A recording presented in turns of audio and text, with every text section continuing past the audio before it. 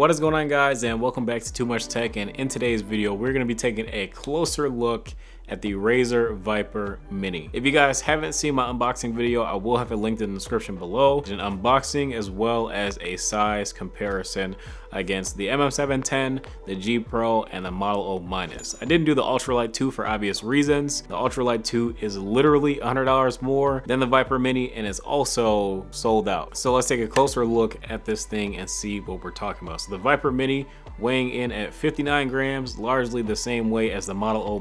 And where this mouse slots in, the Viper Mini has the same size hump as the G Pro and the MM710, therefore it's going to give you a little bit more support in the middle of your hand, whereas the Model O- is a little bit of a slightly longer mouse and it does not give you that support in the middle of your hand. But the Viper Mini is nearly as long as the Model O-, so that if you prefer a little bit of a longer mouse but you still want that support toward the middle of your hand, and that's why it might be a little bit better fit for you than the MM710 or possibly the G Pro, because those are both very short mice, but they do give you a lot of palm support. Whereas this one is kind of going to be a perfect mouse for like a claw grip. But what I will say is that there are a few noticeable design differences that are a little bit different than the original Viper and also the Viper Ultimate. So number one, the build, there's no longer any rubber pieces on the left and right sides of the mouse for your thumb grip. It has been replaced with the same plastic material that has been used throughout the rest of the mouse. And now the side buttons are only on the left side of the mouse, so more or less this is a right-handed mouse only now. With that being said, I kind of wish that they would have flared out the right side just a little bit for that little bit more support, but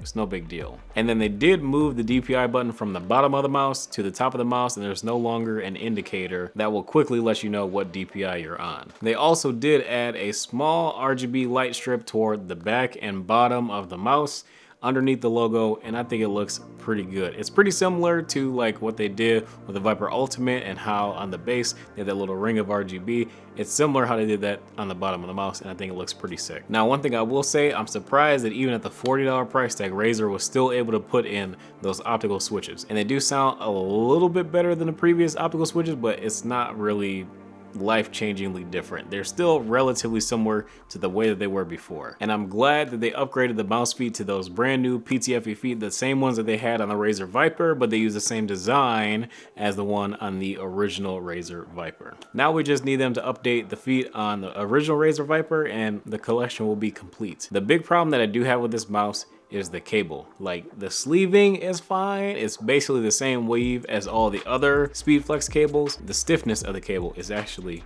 horrible. You can definitely tell that the wires are insulated a little bit too much, and it feels like the same cable that was included with the Viper Ultimate, which I'm not really cool with, because the Viper Ultimate, I basically never had to play with the mouse plugged in because you drop it on the charging base. So more or less the cable to me was really irrelevant. In a wired mouse, I would not use that exact same cable because that's pretty bad, especially when you've already made better SpeedFlex cables that come with the Death Adder V2, the Basilisk V2, and the Razer Viper Original. Like, why didn't you use the same SpeedFlex cable from those other 3 new mice and you use the one from your wireless mouse? That doesn't really make a ton of sense. Like, this one is way too heavily insulated, in my personal opinion. Like, it's not flexible at all. It really isn't. Like, it's quite bad. And like I said in my unboxing video, I would not put this in even the top 5 cables at all. Like, no. Absolutely not. That's the one gripe I have about this mouse. Other than that, it's all really good. And to believe that this mouse is $40 and it's probably only gonna get better from here. Like, think about it. This mouse is gonna be on sale in the near future for probably $30. This is gonna be the best mouse you can get for under 40 or $30. This is ridiculous. And I will give Razer their props too. Like, they have really been on their stuff this year. This mouse for me would have been a knock out of the park if it was a little bit taller, just a little bit. And if that SpeedFlex cable was the same one from either the Death Adder V2, Basilisk V2, or the original Razer Viper. The cable is just not doing it for me. It's fine to play with. It doesn't snag on your mouse pad, so it's not really that big of a deal, but it's just a really stiff cable. And Razer is not the fact that they could have done better, it's the fact that they've already done better. Other than that, honestly speaking, still for under $40, you can't get a better mouse than this. And anybody asking about the sensor, it's not the 5G optical or the the Focus Plus sensor. It's an 8500 DPI sensor and it works just fine. But all right, you guys, that is gonna be it for this video. If you guys enjoyed, be sure to drop a like and subscribe if you guys are new. If you guys are interested in picking up a Razer Viper Mini, I will have it linked in the description below. If you guys have any other questions, feel free to hop in the Discord and ask me some more questions there. But yeah, guys, other than that, I hope you guys enjoy the rest of your day. Don't forget to drop a like and subscribe if you guys are new, and I'll catch you guys in the next video.